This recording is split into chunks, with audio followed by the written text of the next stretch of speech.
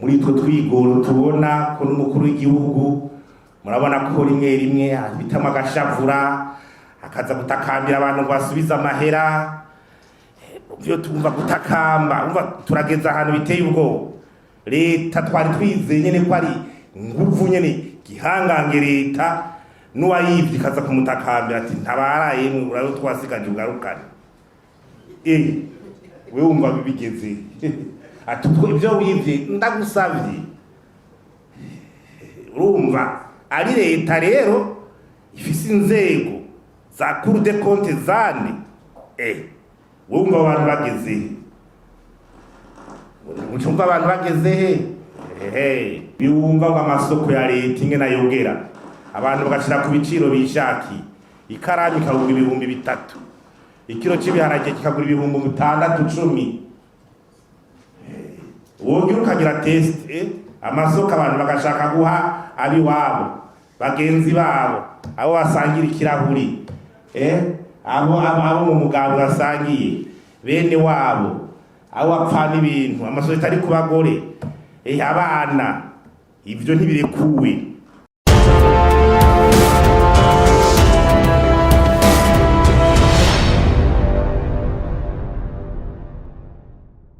mwishirahamwe Parsem turongoye twaramutse dutanguza umugambi wa mbere projet muri programme nini twatanguje umwaka uheze twitiriye mu gifaransa notre argent notre droit mu kirundi ni amahera yacu uburenganzira bwacu afatiye kugene amafaranga ya leta yotunganywa mu muco igihugu gitera imbere mu bisanzwe twebwe muri Parsem twiyemeje gutanguza kwigisha abarundi kubumvisha igituma igihugu usanga kitari kiratera imbere murakunda kutubaza barakunda kwibaza ngo kubera iki tuguma handi kwizingwane zatwugarije ubu rero turatanguye kandi dusabye abarundi kuzodutega amatwi uko tuzobyigisha vyinshi vy'ingene igihugu gishobora kogorora kikava muri aka kaga uwo mugambi rero utanguye witwa bonne gouvernance renforcée préalable à la croissance économique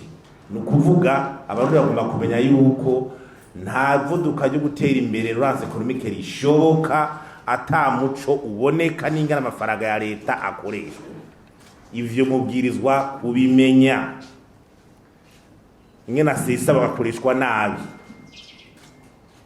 no mu muryango basesagura nta terambere rishoboka murambwira umuryango wateye imbere basesagura nibishoboka no ku gihugu nuko amahera akoreshwa nabi anyuruzwa ivyo bintu rero byamaze kuremera abarundi haragezeho rero abarundi batanga ikori birirwa barakoma kori bamenye ingene ayo makori batanze bagarukako kandi n'uburenganzira bwabo nico gituma tuvuga tuti ni notre argent notre droit ni amahera y'iwacu atangwa n'abarundi kandi n'uburenganzira bwacu kumenya ingene akoreshwa biri mu mategeko yose y'igihugu mu ibwirizwa shingiro n'ayandi uwo mugambi rero uje gute ubwa mbere hoho turabanza tugashima utwigoro umukuru w'igihugu ubona agomba kugira ivy'intwari bereye bitsimbatana murabona ingene yirirwa avuga abasuma iki bayogeje igihugu bayogeje leta ubutunzi bw'igihugu ivyo mirirwa muravyumva twebwe nawe dushaka kumufasha ku nzira yotuma ukaranda gatuzwa muri igihugu c'u Burundi kuko intwari ibereye itahari nta gihugu gishobora kuvuga ngo kiratera imbere turaba imbere no muri kahise ico bita bonne gouvernance twaragiye turabona neza yuko muri ibi bitabo leta ikoresha mu iterambere haba izya za CSRP byo kurwanya ubukene haba ujya mugambi wa vision 2025 haba umugambi w'iterambere plan national development ku myaka 10 hose usanga avuga ko intwaro ibereye itegeza kuja imbere iyo ntwaro rero ibereye ntishoboka idafatiye mu kuntu abantu bamenyene amafaranga ya leta akoreshwa budget y'igihugu ubwo bashiramo imigambi prioritaire abarundi bashaka mbega abarundi barabazwa canke barakurikira ngiri kirategura mbega bararonka raporo regiriyero, mbega controle ibarura isuzuma ry'ingene amafaranga yagenze, abo bayanyonoye, abo bayakoresha nabi biragaragara mu maraporo abarundi bakabimenya. Abo abarundi tutageze ni mu bisanzwe abahinga ni bavuga bati niyo ntango y'intwaro rusange, niyo ntango y'intwaro rusange, kumenya amafaranga utanga icakora. Ubu rero turashima kuko bwa mbere hariho umugambi wari warabaye wisuzuma bita PFA, évaluation des dépenses et responsabilité budgétaire, wari warabaye mu 2012. Ico gihubaye wari watumye leta itegura ico twita umugambi wo guteza imbere ikoreshwa ry'amafaranga ya leta, stratégie de gestion des finances publiques, wari uhagaze ku bintu bitandatu: ingene amafaranga ya leta yoboneka, ayava mu gihugu n'ayava hanze, stratégie. Ubwa kabiri kwari kuraba yuko ubwo amafaranga akurikiza imigambi y'iterambere ikenewe yankenerwa. Ubwa gatatu kwari kuraba ubwo amafaranga atunganywa mu muco. Ubwa kane kwari kuraba ubwo hariho uburyo bwo gusuzuma neza ko amafaranga ya leta akoreshwa neza. Ubwa gatanu hariho kuvuga ubwo amadone ibiharuro abantu barabimenya, biraca ku masite abanyagihugu bakabimenya. Ubwa gatandatu kwari gutsimbataza ubushobozi bwa ministeri y'ikigega ca leta kuyifasha. Ikindi twaciye dushima nuko iryo suzuma PFA rya kabiri twabonye ko ryatanguye. Iyo PFA, iyo suzuma rya kabiri twarabibonye ryaratanguye, kandi dutera intege leta iyo evaluation itanguye ntize kuba iy'amasigara cicaro. Tuzoyikurikirana kuva hasi gushika hejuru, ihere turabe kurikirazana amareforme yokiza igihugu. Hanyuma rero ikindi naco ni ukumenya akamaro k'ibyo gukoresha amafaranga neza n'igiki. Mu bisanzwe hari ikigo ku isi citwa IBP, International Budget Public, yitwa yuko ari mu bisanzwe ni ikigo gisuzuma. Iyo IBP ni ikigo gisuzuma kigatondesha ibinyene birushanwa mu gukoresha umuco mu mafaranga ya leta. Ibihugu rero barabiklasa kujya kwa abanyeshuri bakabiha amanota. Ibihugu rero biri inyuma kwa kundi usanga bitari ko birizera. Urumva rero turavye nk'ikibanza Burundi bufise, urabona ko ico kibanza kitari ciza.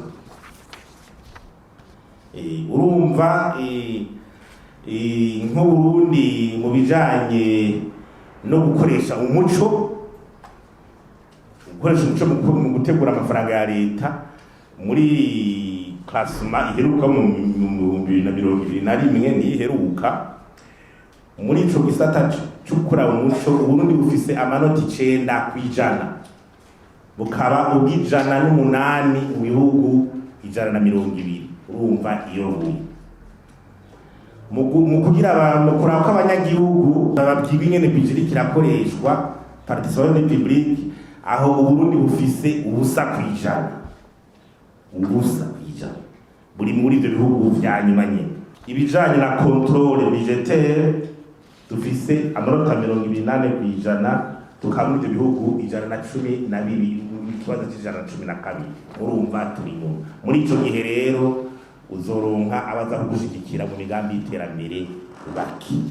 Twebwe rero twifuza iki? Twifuza yuko uwo muco wotera imbere, iyo prive utanguze, kandi tugashaka ko ayo manota aduga. Ayo manota abwiriza kuduga. Kujya umwana wawe uvuga uti afise shekaha, uvuga ayo manota abwiriza kuduga.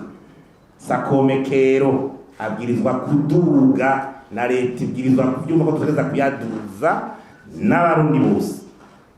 Ibyo bibanza vya nyuma tubihagarike. Pacte nuko igihugu cizegwa, bamwe bazana imitari, batanga imfashanyo, batanga amadeni, bagira guti bafasha, baca biyongera, amahera akagwira mu gihugu, ubukene bwabaye ndanse bw'amafaranga y'agaciro, ama infrastructure n'ingene turi inyuma ibintu byose urabona ko biriko biradusubirana inyuma turiko tubihagarika none Burundi karashize ingani ibibanza vya nyuma ubukene hama ngo tubone ingene twobuvamo inzira zirahari tuzikoresha ayo rero ayo madokima 8 mu ngana yayo ayo madokima 8 ni raporo zitegeza gushikirizwa abanyagihugu 8 ndasubiye 8 kugira ivyuko amafaranga ari karakoreshwa bito ko byagiye mu muco ayo maraporo 8 na yayo hari ubwambere ico bita rapport préalable au BIS nukuvuga yuko ritegeza kutumenyesha imigambi ingene igihugu cifashe imigambi izoja imbere yihuta nk'akarorero ntiwoza kutubwira ibindi by'imigambi utabanje kurankaya nk'iri cikagurika ry'amatara mu gisagara ca Bujumbura aya marezo electrique yashaje aya mazi tubuze ukaza kutubwira ibindi bintu by'imigambi ivyo muri kurabica hejuru gute turakeneye ububiko bw'igitoro urabi igitoro catunani hakutwereka yuko uyu mwaka uri kuragwiza ububiko bw'igitoro ibindi migambi ukumva ngo hirya no hino ivyo nivyo dukeneye ure tugiye kubihagurukira tubwire abantu n'ivyanditse muri bijya bitabo tubimenye ubu turabona ko arakaye ingendo uzona imigambi iri kiravugwa bagenda ugasanga no muri budget nta namwe yanditse ukiyumvira ingene yanditse iyo nayo igize gute kubera iki hari abantu bazaraba abategetsi baraye imigambi kumbure bagifite ico bazoyikurako yamabarishe bironke bazojya kwa mahera kare bakusanga ko barashira imbere tutegeza kuraba rero amahera ari karakora ko kijanye n'ivyo abarundi bifuza niryo terambere hanyuma ico giheze hari ico bita projet de budget de l'exécutif ijya neguru ya leta tukayimenya tukabazwa ica gatatu baca bita budget adopté ijyayo mu nama nshinga amateka igatoba tuyizi kuri iyi budget adopté rero iyi budget itoba mu nama nshinga amateka ni integuro hari ikintu bita budget citoyen nukuvuga budget y'abanyagihugu iyo budget ni uburyo leta itegeza gutegura budget mu buryo bworoshe no mu kirundi ni wagomba kugira abarundi bayimenye ive muri bya bifaransa birebire vya macroeconomy idakenewe kumena umutwe abantu ije mu bintu byoroshe umunyagihugu muto mutayisome umushinga amateka hariya yisome ivyo bintu vya academique y'ibiki n'ibiki byarangaje kuduza ibintu ngo bikomeye hari abavyumva tuzobibona mugabo abatavimana bakaza kuronka iyo budget citoyen iyo rero yitegure tuzoyisaba cyane hama ico bita rapport hagati mu mwaka kitegereza kuboneka rapport hagaca haba rapport trimestrier ku mezi 3 hagaca haba na rapport annuelle d'année hagati mu mwaka nimba hazoba revision tubimenye mu bisanzwe nka leta nk'ubu leta yahindutse iyi leta mu kw'icenda haje leta nshasha irongowe n'umushiranganje wa mbere mushasha hayaje byarantangaje kubona atari vision budgetaire uko bita kufise iyindi migambi ukabona ivyaciro canke iyindi ubona bagenze nabi ukazana bishasha ukaraba ingene mu bigororo komanteswe tugera tugasanga budget y'indero iri hasi ayo mafaranga yagiye ko tubona hari miliyari d'amajana 600 bawiyongereye muri budget izo miliyoni amajana 600 indero itahawe amahera ni nyabaki ibyo tugiye kubiraba hakaba rapport d'offendani ijya rapport itegeza gutanga hagaca bari n'icyo rapport d'audit no kuvuga audit ubu turakene kuzobona audit y'amafaranga ya leta ijya budget ijya mission juridictionnelle ya Cour des comptes yagarutse tubone abantu baza kubazwa muri Cour des comptes amateko ni yanditse haratowe itegeko rishasha ry'ingana amafaranga akoreshwa. Tugiye kurisigurira abarundi birimwo bumvi birimwo aho uburenganzira bwabo aho buri zo kurude konti zibaza abashikiranganje amafaranga bariko barakoresha n'ay'igihugu baze gusigura ingene vyagenze. Izo dokima rero zirafise umwanya zigeza kuba zabonetse no kuraba ko ziboneka ivyangoma comme information birimwo. Nk'iyo raporo préalable oblige kwezi kwa gatatu yabwirizwa kuba yamaze kudushwara mu bushiranganje bwega ca leta. Abari ngaha babuserukiye twarabatumiye nibumve, yabwiza kuba yadushwaye rero tugatangura tukaraba ubutunzi bw'ingene bwifashe neza ataguhisha uza gukira ingwara arayirata. Twatumira tutiro n'imigambi yoje imbere ni yihe, badusigura igitumira kiraje imbere gusumba iyindi. Mugabo twaba tukaronka na raporo ikwiye neza yibije ankuru, kuko ibi tuzotangura biza biriko biraraba bije ya 2023 ishira 2024. Mugabo turaraba ni bije yubiri ankuru ingene biriko biragenda, kuko biriko bigenda bitegura birafatanye. Urumva rero turasabye abarundi bose, turasabye leta yuko uwo mugambi woza tukawuja mu byadukiza iki gihugu. Turije kwitoza utunyoni turondera hirya no hino tugira ibi nibi kandi umuzi w'ingorane uzwi. Umuzi w'ingorane urazwi n'ubuyo. Rero kwitoza utunyoni tuja hirya no hino havuga ibi na biriya, umuzi nuwo. Bijya byose bikunda kumangamira amatungo y'igihugu zo birabira habona. Ibyo byo kwa ngo arisha Ismail site gutuma udashobora gusigura mbere yavuye. Abavuye mu gaca leta.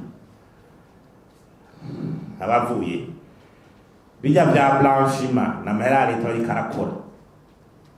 Ibi wumva ngo amasoko ya leta ingena yogera. Abantu bagashira ku biciro bishaki. Ikarani kagura ibihumbi 3. Ikiro cy'ibiharage kikagura ibihumbi 6-10. Wogira ukagira test amasoko abantu bagashaka guha abi wabo bagenzi babo abo basangira ikirahuri abo mu mugabo basangiye bene wabo abo bapfana ibintu amasoko atari ku bagore abana. Ivyo ntibirekuwe, ivyo rero ntibirekuwe. Ivyo byose rero nizo azarakwitirwa habona ataguca hirya no hino.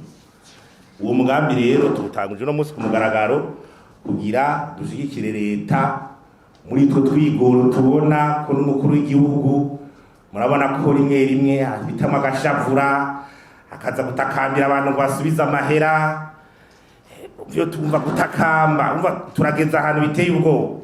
Leta twari twizeye nyene ko ari nguvu nyene gihangange leta n'uwayivye kaza kumutakambira ati ntabaraye mu burayo twasigaje ugarukane.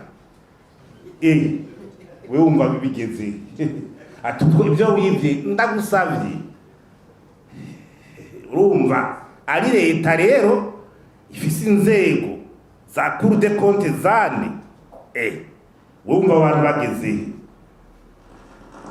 mucumva abantu bageze nibyo rero tunadufashemwo. Murakoze.